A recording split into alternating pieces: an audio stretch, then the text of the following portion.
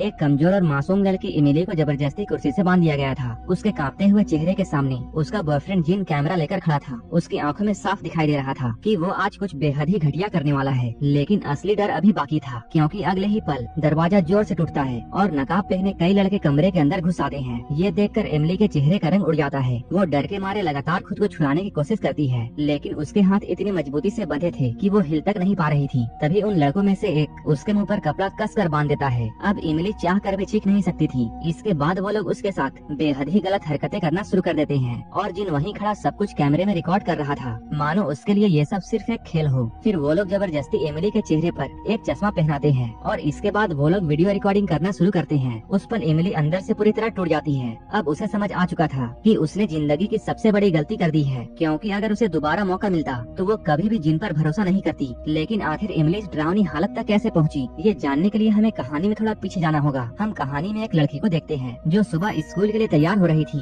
इमली high school की student थी और वो अपनी माँ के साथ रहती थी। वो देखने में बेहद ही मासूम और खुशमिजाज लड़की थी। बातों बातों में ये मालूम चलता है कि इमली इन दिनों एक लड़के को डेट कर रही है। हालांकि उसे उस लड़के से मिले हुए अभी सिर्फ 1 महीना हुआ था, लेकिन फिर भी वो उसके काफी करीब आ चुकी थी। और सबसे खास बात ये थी कि आज रात इमली दोबारा उसी लड़के से मिलने वाली थी। कुछ देर के बाद में हम लोग इमली को उसके बॉयफ्रेंड जिन के साथ में देखते हैं। दोनों साथ में काफी अच्छा समय बिता रहे थे। उनके बीच धीरे धीरे नजदीकियां बढ़ने लगी थी और इसी दौरान पहली बार दोनों ने एक दूसरे को किस किया। इमली के चेहरे पर खुशी साफ दिखाई दे रही थी। वहीं दूसरी तरफ वो अपनी माँ से झूठ बोलती है। वो कहती है वो अपने दोस्त सु यांग से मिलने के लिए जा रही है और जल्द ही वापस आ जाएगी, लेकिन असल में इमली ने अपने बॉयफ्रेंड जिन से मिलने के लिए माँ से झूठ बोला था। कुछ देर के बाद में वो जिन के साथ में उसके घर पर जाती है। वहाँ दोनों साथ बैठकर खाना खाते हैं, मस्ती करते हैं और काफी देर तक बातें करते रहते हैं। धीरे धीरे रात काफी हो चुकी थी। अब इमली वापस घर जाने की बात करती है, लेकिन जिन उसे थोड़ी देर और रुकने के लिए मना लेता है। इमली भी उसके कहने पर रुक जाती है, लेकिन फिर पता नहीं कैसे वहीं बैठे बैठे उसकी आंख लग जाती है। शायद उसने जरूरत से ज्यादा पी ली थी। अब जिन उसे एक ड्रिंक देता है और कहता है इसे पीने से उसका नशा उतर जाएगा। इमली बिना कुछ सोचे उस ड्रिंक को पी लेती है, लेकिन उसे बिल्कुल अंदाजा नहीं था कि उस ड्रिंक में पहले से ही नशीली दवा मिली हुई है। अगले ही पल में कहानी अचानक बेहद ही डरावने मोड़ पर पहुंच जाती है। जब इमली की आंखें खुलती है तो वो खुद को एक चेयर में बंधा हुआ पाती है। उसका सिर भारी हो रहा था और वो अब पूरी तरह नशे में थी। उसे ठीक से समझ में नहीं आ रहा था कि आखिर उसके साथ क्या हो रहा है। तभी कमरे के बाहर से कुछ लड़कों की आवाजें सुनाई देती हैं। वो लोग पैसों के बारे में बातें कर रहे थे, जैसे कोई बड़ा सौदा होने वाला है। इमली डर के मारे कांपने लगती है और तभी जिन कमरे के अंदर आता है, लेकिन इस बार उसके चेहरे पर पहले वाली मासूमियत नहीं थी और उसके हाथ में एक वीडियो कैमरा था। अब वो इमली की रिकॉर्डिंग करने लगता है। ये देखकर इमली के होश उड़ जाते हैं। उसे समझ में आ जाता है कि जिन ने उसके साथ बहुत बड़ा धोखा किया है। तभी एक एक करके कई लड़के कमरे के अंदर आने लगते हैं। सभी ने अपने चेहरे पर मास्क पहन रखे थे। अब कमरे का माहौल डरावना हो चुका था और फिर वो लोग इमली के साथ बेहद ही गलत हरकतें करने लगते हैं, जबकि जिन सब कुछ कैमरे में रिकॉर्ड कर रहा था। असल में वो लोग इन वीडियोस को ऑनलाइन बेचकर पैसे कमाते थे और इमली उन दरिंदों के जाल में फंस चुकी थी। अगली सुबह वो लोग इमली को बेबस हालत में छोड़कर भाग जाते हैं। किसी तरह इमली अपने घर में पहुंचती है। उसके शरीर पर कई निशान थे और आंखों में सिर्फ डर था, लेकिन असली झटका उसे तब लगता है जब वो जिन और उसके दोस्तों के द्वारा रिकॉर्ड की गई वीडियो को देखती है। ये देखकर उसका दिल पूरी तरह टूट जाता है। वो फुट फुट कर रोने लगती है, लेकिन फिर भी वो आवाज तक नहीं करती, क्योंकि उसे डर था कि अगर उसके घर वालों को ये सच मालूम चल गया तो शायद उसकी पूरी जिंदगी बर्बाद हो जाएगी। अब वो हर वक्त डरी डरी रहने लगी थी। उसके चेहरे से अब पहली वाली खुशी गायब हो चुकी थी। अब वो सिर्फ एक ही बात चाहती थी कि वो अपनी माँ के साथ किसी दूसरे जगह पर जाकर रहने लगे। उसे इस शहर से, यहाँ के लोगों से और यहाँ के यादों से दूर जाना था। लेकिन उसकी माँ को असली सच्चाई का बिल्कुल भी अंदाजा नहीं था। उन्हें तो ऐसा लग रहा था शायद इमली का अपने दोस्तों के साथ में झगड़ा हुआ होगा या स्कूल में कुछ परेशानी चल रही होगी। लेकिन इमली अपने साथ हुई इस दर्दनाक घटना के बारे में किसी को कुछ नहीं बताती, क्योंकि वो अंदर से इतनी डर चुकी थी कि अब उसे किसी पर भी भरोसा नहीं रहा। लेकिन इमली की परेशानी यही खत्म नहीं होती। कुछ समय बाद एक बार फिर उसका सामना जिन और उसके दोस्तों से हो जाता है। इमली उन्हें देखकर पूरी तरह डर जाती है। वो वहाँ से निकलने की कोशिश करती है, लेकिन वो लोग चारों तरफ से घेर लेते हैं। अब इमली पूरी तरह उनके जाल में फंस चुकी थी। इसके बाद वो लोग उसे दोबारा से वही नशीले ड्रिंक पीने के लिए मजबूर करते हैं। इमली लगातार मना करती है, लेकिन कोई उसकी बात सुनने को तैयार नहीं था। धीरे धीरे उस दवा का असर उसके पूरे शरीर पर होने लगता है। उसकी आंखें भारी पड़ने लगती हैं और शरीर कमजोर महसूस होने लगता है। और फिर वो दरिंदे एक बार फिर से उसके साथ वही सब करने लगते हैं, जबकि जिन पहले की तरह सब कुछ कैमरे में रिकॉर्ड कर रहा था। अब इमली को समझ में आ चुका था कि जिनके लिए वो सिर्फ एक पैसे कमाने का जरिया बन चुकी है। कुछ समय के बाद में ये वीडियो वायरल हो जाता है और ये मामला इतना बढ़ जाता है कि पुलिस तक भी पहुंच जाता है। एक डिटेक्टिव इमली के घर में पहुंचता है और वो धीरे धीरे इमली की माँ को एक ऐसी सच्चाई बताता है जिसे सुनकर उनके पैरों तले जमीन खिसक जाती है। डिटेक्टिव बताता है इमली का वीडियो ऑनलाइन वायरल हो चुका है। ये सुनते ही उसकी माँ पूरी तरह टूट जाती है। वो डर जाती है और रोने लगती है क्योंकि उसे बिल्कुल अंदाजा नहीं था कि उनकी बेटी किस दर्द से गुजर रही थी। उधर इमली शर्म, डर और दर्द की वजह से अंदर ही अंदर बिखर चुकी थी। डिटेक्टिव बताता है उसने इस मामले में कुछ सस्पेक्ट्स को गिरफ्तार किया है, लेकिन तब तक ये मामला बहुत बड़ा स्कैंडल बन चुका था। असल में उस वायरल वीडियो सीरीज का नाम मैरिनेट था और इमली का वीडियो उसी नाम से इंटरनेट पर फैल चुका था। पूरा स्कूल इस घटना की बातें कर रहा था और आखिरकार उन 5 हाई स्कूल लड़कों को अरेस्ट कर लिया जाता है। इमली के उस वायरल वीडियो को जिन ने पैसों के लालच में गंदी वेबसाइट को बेच दिया था। हालांकि पुलिस ने उस समय कई लोगों को पकड़ा था, लेकिन सबूतों की कमी और कम उम्र होने की वजह से मामला पूरी तरह खत्म नहीं हो पाया। इसी वजह से डिटेक्टिव को हमेशा लग रहा था कि इस पूरे खेल के पीछे कोई और बड़ा इंसान शामिल था। लेकिन इधर इमली की जिंदगी पूरी तरह बदल चुकी थी। उसके लिए स्कूल, दोस्त और पुरानी जिंदगी सब कुछ एक डरावनी याद बन चुकी थी। वही डिटेक्टिव हालत को देखते हुए इमली और उसकी माँ से कहता है तुम दोनों को ये शहर छोड़ देना चाहिए और कहीं दूर जाकर नई जिंदगी शुरू करनी चाहिए, क्योंकि अब इस शहर में रहना इमली के लिए हर दिन एक नया दर्द बन चुका था। देखते ही देखते पूरे 10 साल बीत जाते हैं। अब इमली की जिंदगी पूरी तरह बदल चुकी थी। वो अब अपने पुराने नाम से नहीं बल्कि मिस हान के नाम से जानी जाती थी। वक्त ने धीरे धीरे उसके दिल के अंधेरे को कम कर दिया था। हालांकि अतीत के कुछ डरावनी यादें अब भी उसके अंदर जिंदा थी, लेकिन उसने अपनी जिंदगी को दोबारा संभालना सीख लिया था। अब मिस हान सियोल के एक स्कूल में टीचर बन चुकी थी। वो बच्चों को पढ़ाती थी और बाहर से उसकी जिंदगी बिल्कुल सामान्य दिखाई दे रही थी। यहाँ तक कि अब उसकी जिंदगी शादी के मुकाम तक पहुँच चुकी थी। उसकी एंगेजमेंट भी हो चुकी थी और पहली बार ऐसा लग रहा था शायद उसे आखिरकार सुकून भरी जिंदगी मिल जाएगी। एक दिन स्कूल में सभी स्टूडेंट्स को उनकी एंगेजमेंट के बारे में मालूम चल जाता है। इसके बाद बच्चे खुशी खुशी मिस हान को बधाई देते हैं। तभी वो लोग बताते हैं कि उनके क्लास लीडर किम ने टीचर रूम के बाहर से उनकी बातें सुन ली थी। ये सुनकर मिस हान हल्का सा मुस्कुराती है। एक दिन मिस हान स्कूल में देर तक काम कर रही थी। उसी दौरान वो अपने मंगेतर से फोन में बातें कर रही थी। तभी अचानक मिस हान की नजर अपने टेबल पर रखे हुए कॉफी पर पड़ती है। उसके साथ एक छोटा सा नोट भी रखा हुआ था जिस पर यह लिखा था नई जिंदगी के लिए बधाई हो। नीचे किसी नंबर 1 फैन का नाम लिखा हुआ था। पहले तो मिस हान को थोड़ी हैरानी होती है, लेकिन फिर वो ज्यादा नहीं सोचती, इसलिए वो आराम से वहीं कॉफी पी लेती है। लेकिन उसे बिल्कुल अंदाजा नहीं था कि ये छोटी सी चीज उसकी जिंदगी को एक बार फिर से अंधेरे में ढकेलने वाली है। अगली सुबह जब हम मिस हान को देखते हैं तब उसकी हालत बेहद ही अजीब लग रही थी। ऐसा लग रहा था मानो वो पूरी रात अपने स्कूल डेस्क में बेहोश पड़ी थी। तभी स्कूल लीडर किम वहाँ आता है और उसे उठाता है। मिस हान घबराकर उठती है क्योंकि मॉर्निंग असेंबली का टाइम हो चुका था। वो जल्दी से किम को क्लास जाने के लिए कहती है, लेकिन तभी उसकी नजर अपने हाथ पर पड़ती है। उसकी कलाई पर गहरे निशान बने हुए थे, मानो किसी ने उसे कसकर बांधा हो। अब उसे धीरे धीरे बेचैनी होने लगती है। वो तुरंत वॉशरूम की तरफ जाती है, लेकिन वो खुद नहीं समझ पा रही थी कि आखिर पिछली रात क्या हुआ था। तभी अचानक उसके फोन पर एक मैसेज आता है। मैसेज भेजने वाला खुद को मास्टर कहता है। ये नाम पढ़ते ही मिस हान के अंदर अजीब सा डर पैदा होने लगता है, लेकिन अगले ही पल उसके होश उड़ जाते हैं क्योंकि उस मैसेज के साथ कुछ फोटोज और वीडियोज भी भेजे गए थे। वीडियो में साफ दिखाई दे रहा था कि पिछली रात उसके साथ कुछ बेहद ही गलत हुआ था। उसे कुर्सी से बांधा गया था और ठीक वैसे ही उसकी रिकॉर्डिंग की गई थी जैसे सालों पहले इमली के साथ में हुआ था। अब मिस हान का अतीत एक बार फिर से उनके सामने खड़ा था। उसके हाथ कांपने लगते हैं और आंखों में डर साफ दिखाई देने लगता है। इसके बाद फिल्म हमें एक लड़के को दिखाती है जिसके पिता उसे दिन भर इंटरनेट कैफे में बैठे रहने की वजह से डांट रहे थे। हालांकि उस समय ये सीन सामान्य लगता है, लेकिन कहानी में इसका बहुत बड़ा कनेक्शन छुपा हुआ है। अगली सुबह मिस हान सीधे स्कूल के सिक्योरिटी गार्ड के पास में जाती है और वो उससे पिछले 2 दिन की सीसीटीवी फुटेज मांगती है ताकि पता कर सके कि पिछली रात उसके साथ आखिर क्या हुआ था। लेकिन गार्ड उसे बताता है कि सीसीटीवी सिस्टम अभी अंडर मेंटेनेंस है। ये सुनते ही मिस हान की बेचैनी और बढ़ जाती है क्योंकि अब उसे साफ महसूस होने लगा था कि कोई जानबूझकर उसके हर सबूत मिटा रहा है। एक दिन मिस हान अपने मंगेतर और अपनी फैमिली के साथ में डिनर कर रही होती है। बाहर से सब कुछ सामान्य दिखाई दे रहा था। सभी लोग हंसते बोलते हुए खाना खा रहे थे और मिस हान भी बहुत खुश थी। तभी अचानक उसके फोन पर एक नया मैसेज आता है। मैसेज देखते ही उसके चेहरे का रंग उड़ जाता है क्योंकि वो मैसेज फिर उसी मास्टर का था। वो बेहद ही निजी सवाल पूछता है और उसे उसकी तस्वीर भेजने के लिए कहता है। अब मिस हान पूरी तरह घबरा जाती है। उसे डर था कि अगर उसने उसकी बात नहीं मानी तो शायद वो पुरानी वीडियोस और तस्वीरों को सबके सामने वायरल कर देगा। इस वजह से वो तुरंत बहाना बनाकर वॉशरूम में जाती है। वहाँ पहुंचकर उसके हाथ कांप रहे थे। उसकी आंखों में डर और बेबसी साफ दिखाई दे रही थी, लेकिन आखिरकार ना चाहते हुए भी उसे मास्टर की बातें माननी पड़ती है और वो मजबूरी में उसे अपनी निजी तस्वीर भेजती है। अब मिस हान को साफ समझ में आ चुका था कि कोई इंसान उसके अतीत को यूज करके उसके प्रेजेंट को बर्बाद करना चाहता है। अब मिस हान सीधे उसी डिटेक्टिव के पास में जाती है जिसने सालों पहले इमली की मदद की थी। वही डिटेक्टिव जिसने उसके पुराने केस को स्टडी किया था। मिस हान अब उससे जिनके बारे में पूछने लगती है क्योंकि उसे पूरा शक था कि वही मास्टर बनकर उसे सारे मैसेजेस भेज रहा है। डिटेक्टिव भी मामले को गंभीरता से लेना शुरू कर देता है। वह तुरंत मैरिनेट केस से जुड़े एक पुराने पुलिस ऑफिसर को कॉल करता है और उससे जिन के बारे में जानकारी मांगता है। तब उसे मालूम चलता है कि जिन अब कई क्राइम के लिए वांटेड है। ये सुनकर मिस हान के चेहरे पर डर साफ दिखाई देता है। वो समझ नहीं पा रही थी कि आखिर जिन वापस उसकी जिंदगी में क्यों आना चाहता है। उधर फिल्म हमें उसी बच्चे को दिखाती है जो लगातार कंप्यूटर में कुछ सर्च कर रहा था। उसे बार बार दिखाया जाना काफी रहस्यमयी लग रहा था। ऐसा महसूस हो रहा था कि उसका इस कहानी में बहुत बड़ा कनेक्शन है। वहीं दूसरी तरफ मिस हान ने अब अपने मंगेतर से दूरी बनानी शुरू कर दी थी।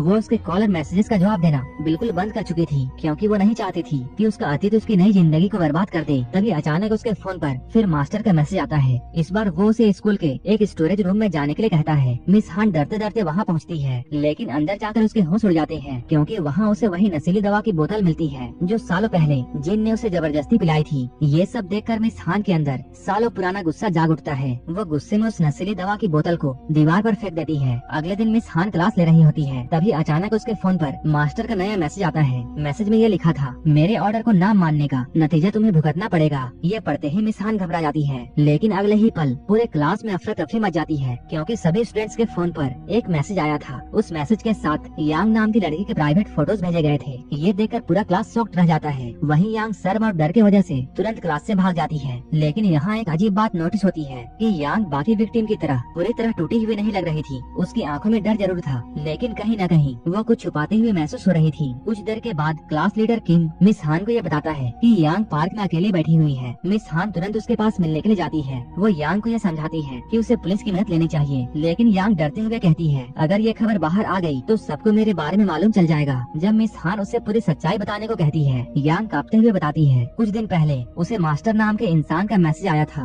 उसने उसे स्कूल के स्टोरेज रूम में जाने के लिए कहा था। यांग को लगा कि शायद उसके साथ कोई प्रैंक कर रहा होगा, इसलिए वो चली गई। वहाँ पहुँचने पर उसे एक ड्रिंक दिखाई दी जिस पर उसे पीने के इंस्ट्रक्शन लिखे हुए थे। जैसे ही उसने वो ड्रिंक पी, कुछ ही देर में वो बेहोश हो गई और जब उसकी आँख खुली तब उसने अपने आसपास कुछ लड़कों को खड़ा देखा। सबने अपने चेहरे पर मास्क पहने हुए थे। ये सुनते ही मिस हान बहुत डर जाती है, क्योंकि अब वह खौफनाक खेल एक बार फिर से शुरू हो चुका था। क्योंकि यांग के साथ जो भी कुछ हुआ था वो लगभग वैसा ही था जैसा सालों पहले एमिली के साथ में हुआ था, लेकिन इस बार शिकार कोई और था। उधर जब मिस हान घर पहुंचती है तो वो देखते उसका मंगेतर उससे मिलने के लिए आया हुआ है। वो मिस हान से पूछता है, तुम मेरे कॉल और मैसेजेस का जवाब क्यों नहीं दे रही हो? कुछ देर चुप रहने के बाद मिस हान से बताती है कि उसकी क्लास के एक स्टूडेंट का किसी ने वीडियो वायरल कर दिया है। लेकिन ये सुनते ही उसका मंगेतर हैरान करने वाली बात कहता है। वो कहता है गलती उस लड़की नहीं की होगी, और वो आगे कहता है अगर किसी लड़की का ऐसा वीडियो बना है तो शायद उसे ये सब करना पसंद होगा, और जब वीडियो लीक हो गया तो वो विक्टिम बनने का नाटक कर रही है। अपने मंगेतर की ये सोच सुनकर मिस हान को बहुत दुख होता है, क्योंकि उसे अचानक याद आता है कि सालों पहले लोग उसके बारे में भी यही बातें कर रहे थे। तभी वो उससे पूछती है, तो तुम्हारे हिसाब से अब उस लड़की को क्या करना चाहिए? तब उसका मंगेतर बेहद ही ठंडी आवाज में ये कहता है, अब उसकी जिंदगी में कुछ भी नहीं बचा है, इसलिए अब उसे जीना छोड़ देना चाहिए। ये सब सुनते ही मिस हान अंदर से टूट जाती है। अब उसे ऐसा एहसास होता है कि अगर उसके मंगेतर को उसके अतीत के बारे में मालूम चल गया तो शायद वो भी उसे उसी नजर से देखेगा। अगले दिन मिस हान फिर यांग से मिलती है। तब यांग उससे पूछती है, अगर मेरी जगह आप होती तो क्या करती? कुछ सेकंड तक मिस हान चुप रहती है, फिर वो धीरे से कहती है, मैं सब कुछ छिपाने की कोशिश करती और ये भी डिनाई करती कि वीडियो में दिखने वाली लड़की मैं ही हूँ। लेकिन यांग तुरंत उसकी तरफ देखकर ये कहती है, मैं कायर नहीं हूँ, डिनाई करने से कुछ नहीं बदलेगा। यांग की ये बात सुनकर मिस हान चुप हो जाती है, क्योंकि कहीं न कहीं यांग ने वही बात कह दी थी जिससे मिस हान खुद सालों से भागती आ रही थी। अब मिस हान को यांग और किम के रिश्ते पर भी शक होने लगा था, क्योंकि कुछ दिन पहले उसने दोनों को आपस में झगड़ा करते हुए देखा था। और सबसे अजीब बात ये थी कि किम यांग से काफी डरा हुआ महसूस होता था, इसलिए वो यांग से उसकी दोस्ती के बारे में पूछती है। तब यांग धीरे धीरे पूरी सच्चाई बताना शुरू करती है। वो कहती है करीब 1 साल पहले उसने खुद किम को प्रपोज किया था। इसके बाद दोनों रिलेशनशिप में आ गए थे। शुरुआत में किम काफी अच्छा और केयरिंग लड़का लगता था, लेकिन एक दिन उसने यांग को अपने घर बुलाया और उसने यांग के कुछ प्राइवेट फोटोज क्लिक की और उसका वीडियोज भी रिकॉर्ड किया। उस समय यांग को ऐसा लगा था कि वो सब सिर्फ उसके रिश्ते का हिस्सा है, लेकिन एक दिन जब उसने किम का कंप्यूटर चेक किया तो उसके होश उड़ गए, क्योंकि उसमें कई दूसरी लड़कियों के भी फोटोज और वीडियोज मौजूद थे। ये देखकर यांग गुस्से में वो सारी फाइल्स डिलीट कर देती है, लेकिन इस बात की वजह से किम उस पर बुरी तरह नाराज हो गया। उसने यांग को ये बताया था कि उन सभी फोटोज और वीडियोज की कॉपीज उसके पास और भी जगह मौजूद है। ये सुनकर मिस हान गहरी सोच में पड़ जाती है, क्योंकि उसे अब किम पर भी शक होने लगा था। लेकिन फिर भी वो कहती है, किम को देखकर तो ऐसा नहीं लगता कि वो ऐसा कुछ कर सकता है। वो पढ़ाई में बहुत अच्छा है और एक अमीर परिवार से आता है। तभी अचानक मिस हान यांग से जिन के बारे में पूछती है। वो जानना चाहती थी क्या यांग ने कभी ये नाम सुना है, लेकिन यांग साफ मना कर देती है। वो कहती है उसने पहले कभी जिन नाम के किसी इंसान के बारे में नहीं सुना। उधर दूसरी तरफ मिस हान अब अपने मंगेतर से भी पूरी तरह दूर हो चुकी थी। उसकी सोच सुनने के बाद अब वो उससे मिलना भी नहीं चाहती थी। इसके बाद मिस हान तुरंत डिटेक्टिव को कॉल करती है, क्योंकि अब उसके दिमाग में सिर्फ एक ही नाम घूम रहा था, जिन का। डिटेक्टिव उसे बताता है पुलिस लंबे समय से उसे ढूंढ रही है, लेकिन फिर डिटेक्टिव अचानक गंभीर होकर उससे पूछता है, क्या जिन ने तुम्हारे साथ फिर से कुछ किया है? ये सुनकर मिस हान कुछ सेकंड चुप रहती है, लेकिन फिर झूठ बोलते हुए कहती है, ऐसा कुछ नहीं है। इसके बाद हम मिस हान को चुपचाप किम का पीछा करते हुए देखते हैं। उसे शक था कि शायद वही मास्टर बनकर यांग को भी मैसेज कर रहा है, लेकिन तभी किम की नजर उस पर पड़ जाती है। अब माहौल अचानक अजीब हो जाता है। कुछ लड़के मिस हान का पीछा करने लगते हैं। वो घबरा जाती है और तेजी से वहाँ से निकलने की कोशिश करती है, लेकिन तभी सही समय पर डिटेक्टिव वहाँ पहुँच जाता है और उसे बचा लेता है। अब डिटेक्टिव अपने तरीके से इस पूरे केस की छानबीन शुरू कर देता है। एक पुलिस ऑफिसर से उसे मालूम चलता है कुछ समय पहले जिन ने एक एडल्ट साइट पर कुछ माइनर्स की फोटोज अपलोड की थी। हालांकि उस समय उसे और उसके साथियों को सिर्फ वार्निंग देकर छोड़ दिया गया था, लेकिन पुलिस वालों को पूरा यकीन था कि इन सब के पीछे असली मास्टरमाइंड कोई और है। अब मामला पहले से कहीं ज्यादा खतरनाक होने लगा था। इसके बाद हम डिटेक्टिव और मिस हान को एक साथ बैठे हुए देखते हैं। अब पहली बार मिस हान उसे अपने दूसरे वीडियो के बारे में सब कुछ बताती है और ये भी बताती है कि यांग की तरह मास्टर उसे भी लगातार ब्लैकमेल कर रहा है। ये सुनकर डिटेक्टिव गहरी सोच में पड़ जाता है, लेकिन अब भी पूरा श्योर नहीं था कि किम ही असली मास्टर है या फिर उसका सिर्फ उससे कोई कनेक्शन है। इसके बाद वो मिस हान से कहता है उसे घर जाकर आराम करना चाहिए। मिस हान वहाँ से अचानक उठकर जाने लगती है, लेकिन तभी अचानक उसकी आंखों के सामने सब कुछ धुंधला होने लगता है। वो बेहोश होकर वहीं पर गिर जाती है। तभी अचानक डिटेक्टिव के फोन पर एक नया मैसेज आता है। मैसेज में ये लिखा था, न्यू मैरिनेट जल्द ही आने वाली है। ये पढ़कर डिटेक्टिव के चेहरे का रंग बदल जाता है। इसके बाद वो मिस हान को उसके घर पर छोड़ देता है, लेकिन वहाँ पहुँचते ही मिस हान को एक बहुत बड़ी खबर मिलती है। उसे ये मालूम चलता है यांग को किसी ने किडनैप कर लिया है और फिर उसके फोन पर मास्टर का एक और नया मैसेज आता है। इस मैसेज में यह लिखा था कि अब ये तुम्हारे ऊपर है कि कल मैरिनेट पर किसका वीडियो अपलोड होता हुआ देखना चाहोगी। ये पढ़ते ही मिस हान समझ जाती है कि यांग की जान खतरे में है। अब उसके पास कोई दूसरा रास्ता नहीं बचा था, इसलिए वो यांग को बचाने के लिए मास्टर की भेजी हुई लोकेशन पर पहुंच जाती है। वहाँ पहुंचकर वो देखती है उसके सामने वही पुरानी नशीली दवा रखी हुई है, ठीक वही ड्रिंक जिसने सालों पहले उसकी जिंदगी बर्बाद कर दी थी। लेकिन यांग को बचाने के लिए मिस हान मजबूरी में वो दवा पी लेती है। उधर डिटेक्टिव तुरंत पुलिस को कॉल करता है और उन्हें उसी लोकेशन पर आने के लिए कहता है जहाँ मिस हान गई थी। कुछ समय के बाद मिस हान की आंखें खुलती हैं। वो खुद को फिर उसी डरावनी हालत में पाती है। वो एक कुर्सी में बंधी हुई थी और उसके आसपास कई मास्क पहने हुए हाई स्कूल के स्टूडेंट खड़े थे। उनमें से एक किम भी था। अब कहानी का सबसे बड़ा सच सामने आने वाला था, क्योंकि जिस यांग को अब तक हम विक्टिम समझ रहे थे, असल में वही इस खेल की डायरेक्टर निकली। उसी ने पैसों के लिए मिस हान के साथ ये सब किया था। किम तो सिर्फ उसके हाथ की कठपुतली था। असल में यांग ने किम का भी एक प्राइवेट वीडियो बनाया था और उसी वीडियो के दम पर वो उसे ब्लैकमेल कर रही थी। इसलिए किम के पास उसका साथ देने के अलावा कोई दूसरा रास्ता नहीं था। यांग के कहने पर किम ने उसके साथ मिलकर मिस हान का नया वीडियो रिकॉर्ड किया था और तभी एक चौंकाने वाली बात सामने आती है। हमें ये मालूम चलता है कि किम पहले भी ऐसे वीडियोस अपलोड करने के मामले में अरेस्ट हो चुका था, यानी ये लोग लंबे समय से इस गंदे धंधे में शामिल थे। असल में किम कभी यांग का साथ नहीं देता। अगर यांग उसके वीडियो को वायरल करने की धमकी न देती, किम खुद भी इस जाल में फंस चुका था। वहीं यांग अब इस हान की असली पहचान जान चुकी थी। उसे ये मालूम था कि मिस हान वही लड़की है जिसका मैरिनेट वाला वीडियो सालों पहले इंटरनेट पर वायरल हुआ था और अब यांग पैसों के लिए वही गंदा खेल दोबारा खेल रही थी। हालांकि वो ये सब मास्टर के कहने पर कर रही थी, लेकिन सबसे डरावनी बात ये थी कि उसे खुद भी असली मास्टर के बारे में कुछ भी मालूम नहीं था। तभी अचानक पीछे से डिटेक्टिव वहाँ पहुँच जाता है, लेकिन इससे पहले कि वो कुछ कर पाता, वो स्टूडेंट्स भी उसे मिलकर पकड़ लेते हैं और बांध देते हैं। अब हालत पूरी तरह बिगड़ चुका था, लेकिन तभी बाहर पुलिस की गाड़ियों की आवाज सुनाई देती है, क्योंकि तब तक पुलिस ने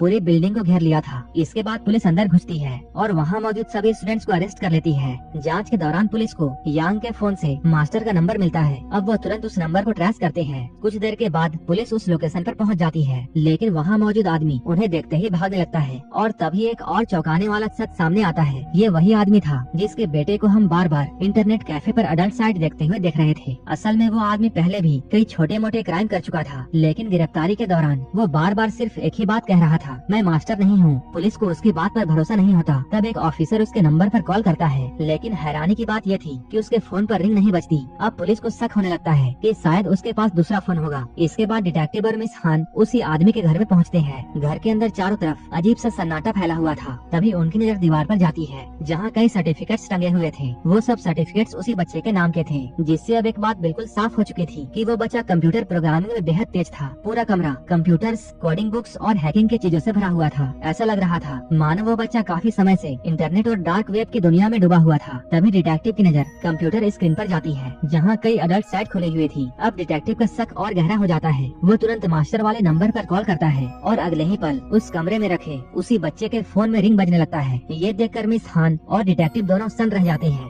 क्योंकि अब सबसे बड़ा सच सामने आ चुका था। असल मास्टर कोई बड़ा क्रिमिनल नहीं बल्कि वही छोटा बच्चा था, वही बच्चा जिसने मिस हान की जिंदगी को फिर से बर्बाद कर दिया था। सबसे डरावनी बात यह थी उसके लिए ये सब सिर्फ एक गेम था। उसे रियलिटी और किसी इंसान की फीलिंग से कोई मतलब नहीं था। और हैरानी की बात यह थी कि उसके पिता को इन सब चीजों के बारे में कोई खबर नहीं थी, लेकिन क्योंकि उसकी एज काफी कम थी इसलिए उसे बड़ी सजा नहीं मिल सकती थी। उधर कोरियन लॉ के रूल के वजह से पकड़े गए स्टूडेंट्स को भी सजा मिलने वाली नहीं थी। इसी बीच एक दुखद खबर आती है, किम पूरी तरह टूट चुका था। इस स्कूल, मीडिया और सोसाइटी में उसे हर तरफ नफरत की नजर से देखा जा रहा था, इसलिए आखिरकार किम ने अपने आप को मार लिया। फिल्म के आखिर में डिटेक्टिव मिस हान से ये कहता है, मैं ये उम्मीद करता हूँ कि अब हम लोग दोबारा ऐसी हालत में ना मिले। मिस हान हल्का सा मुस्कुराती है और ये फिल्म यहीं पर खत्म हो जाती है। अगर ये कहानी आपको पसंद आई हो तब एक लाइक जरूर कर देना और ऐसे ही डार्क और शॉकिंग मूवीज के लिए चैनल को सब्सक्राइब करना मत भूलना। तो मिलते हैं हमारे नेक्स्ट वीडियो में।